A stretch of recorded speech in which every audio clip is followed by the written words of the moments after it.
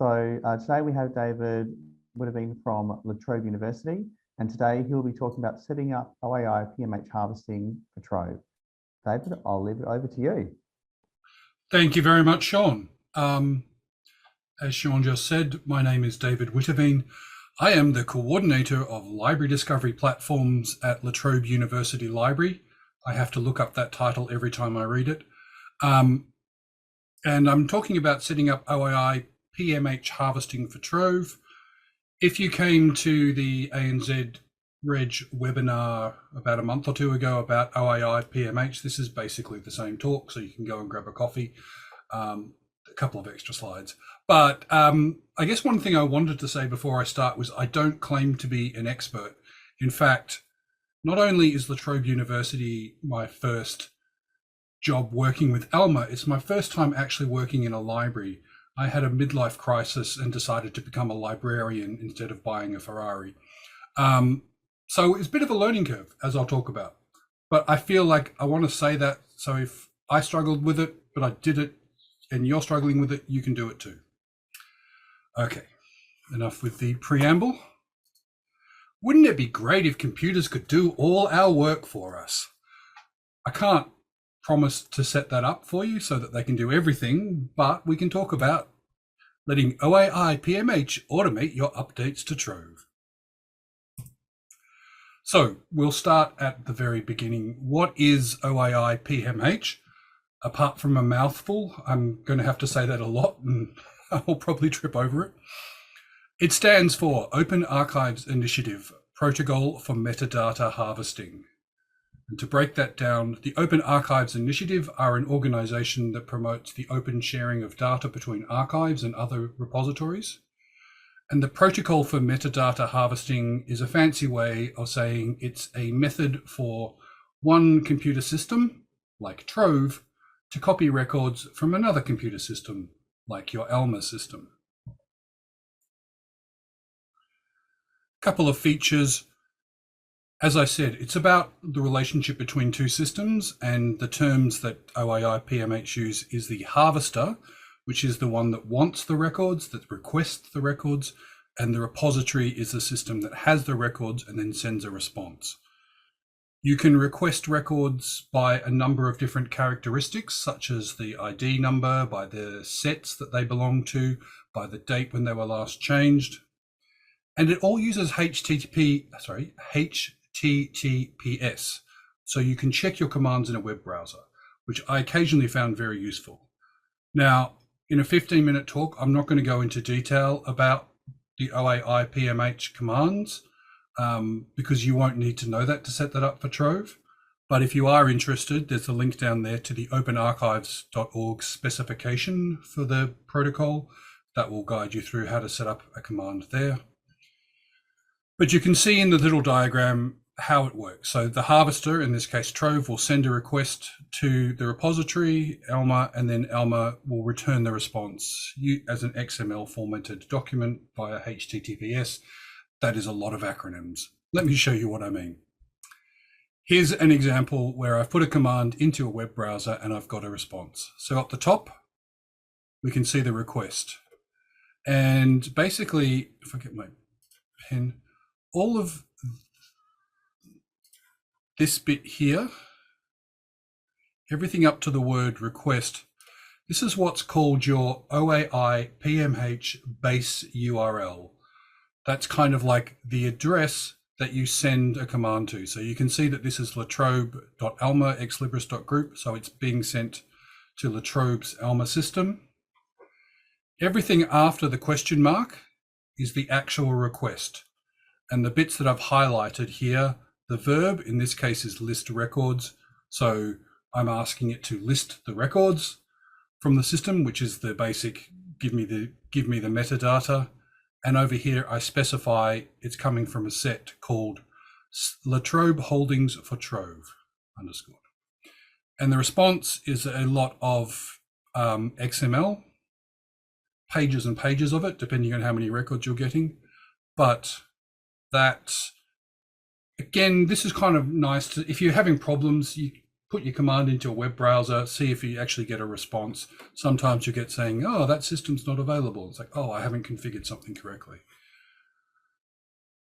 But that then goes on to, why did we want to set this up? So that was my very brief introduction to OAI PMH. I told you it's a mouthful. Why did we want to set it up? So the collections team were manually FTPing our holdings to Trove, and that was happening about once a week or once every fortnight. Ella can tell you because she was the person who was doing it. We also, not directly related to this, but we also had 3 different NUC symbols. So the National Union Catalogue symbol in Trove, and we wanted to tidy that up. So everything was just under the one symbol. And this was a good opportunity to do that because we would be re-uploading our entire holdings via OAI PMH. So they'd all be under the one symbol. And this project had actually started back in 2021, but then my predecessor left the role and I took over in early 2022. And as I said, this was my very first job working with Alma and my very first job working in a library. So it took me a little bit of time to get my head around it. Some idea of the scope of our holdings. We send 1.9 million, we have 1.9 million items listed in Trove. We currently only upload the physical and ebooks for the reasons listed there in grey text. And we have a set in Alma of all the items we want to send, which, as I'll say later, is part of the process of setting this up. This is how we did it. And I've put in brackets that this is the messy way to do it. I'm not going to work through every step there because there's quite a lot there, but I just want to point out a couple of things. First of all, you can see that this took about 6 months. Shouldn't have taken that long. But not all of that. I mean, some of that was because I didn't know what I was doing and I didn't find the documentation that told me what I was doing until halfway through. Some of that was just because Trove were busy. Trove were setting up other customers at the same time. It took them a while to respond sometimes when we send something through. For example, in August, we sent the questionnaire back to them. We waited about 3 weeks before they got back to us. They were just busy. And also down here in December, once everything was set up and everything was working perfectly, that initial harvest where we reloaded everything, all our holdings, that took 8 days. So it's just a lot of data.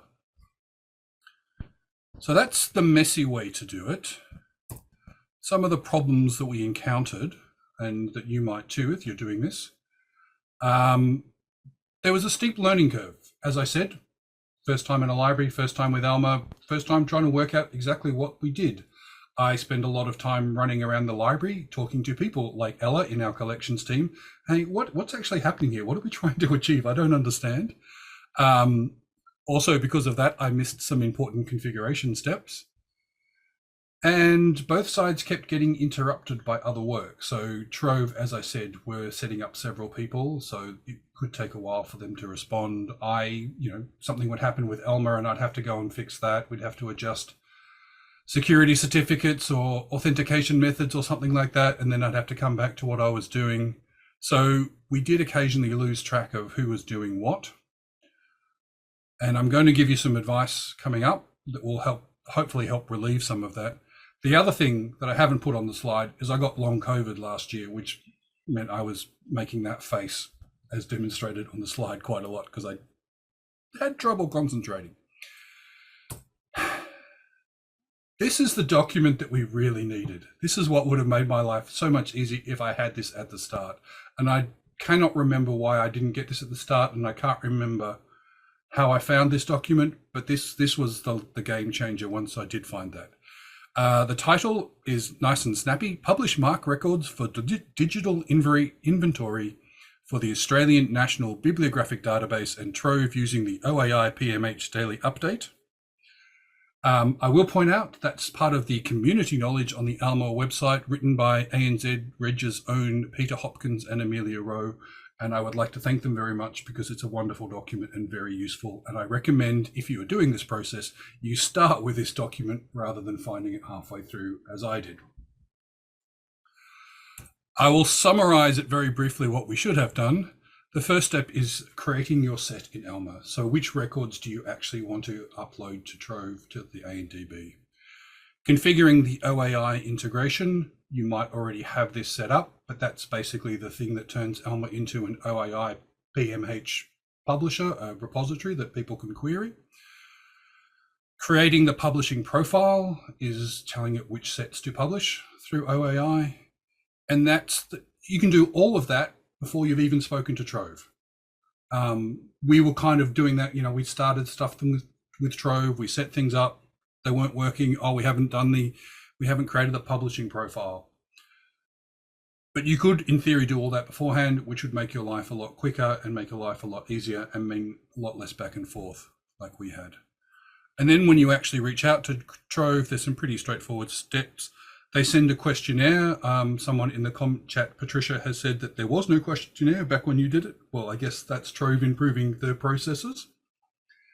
The questionnaire is pretty basic. It's like, what software are you using? What is your OAI PMH base URL, which is the thing that I was talking about back here.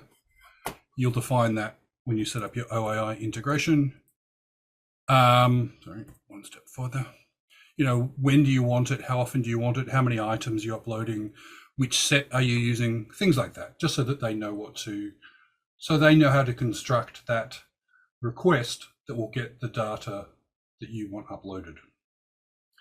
So the other thing is you need to allow their IP address. You need to whitelist their IP address in the OAI integration. Another step that we missed and meant they couldn't access our data. Test it and then celebrate that it all worked. The benefits that we see from this. So first of all, we cleaned up our institution in Trove. We went from 3 NUCs down to 1. We've tidied up how it's written in Trove when you have a look at our records. We now have nightly updates of holdings. We have save times for the collections teams. They don't have to do that FTP anymore. And another real benefit for me personally was that I learned about how OAI PMH works, so that when our resource sharing team was setting up Rapid ILL this year, I knew what I was doing, and it was so much quicker, and it took like barely a week or so. So it was a good process to go through. It was a learning curve, but it was good to do. This is my final slide, my advice to others. My first thing is, if you are setting this up, allow some time. It will take a while. Trove probably will be busy. I don't know what the current turnaround times are at the moment. We took 6 months. Hopefully you'll be much quicker. Get this article, and you don't have to memorize the title. You just have to go to the Elma Knowledge Center and search for the word Trove. That will be the first or second article that comes up. Follow those instructions. There was an ANZREG webinar on OAI PMH. So many acronyms. There was a webinar, as I said a couple of months ago. That's on the ANZREG website, or there's a link here in this document. And finally, if you do get stuck, ask the mailing list for help. I've certainly had some people reach out to me after my talk there at that webinar and ask me for help, and I'm happy to share my knowledge. So that's my presentation. I think we've got 2 minutes left. Is there any questions? Thanks very much, David. At the moment, we have just got excitement around questionnaires now being part of the process. Thank you, Patricia. Just waiting to see if we'll have any others fall in before we close up. Sorry, Sean, you're a little bit hard to hear. I didn't catch all of that. Well, my bad. I should be a little bit more vocal. Just saying that the only feedback we've had so far is Patricia being excited that there are now questionnaires to assist with the process, which is always good. Yes. We love a questionnaire over here as well too. Documentation is good. Oh, yeah. Isn't it ever? There was none when we did ours. Yeah, okay. Oh, Stacey said she might be ailing. Please, Stacey, you've been very helpful to us. All right. If that's all, then I like to finish my slide decks with a cute animal, just so that people feel like they've got some value out of the process. That's thank you very much, David. Thank you. I will stop sharing as soon as I work out how to do so.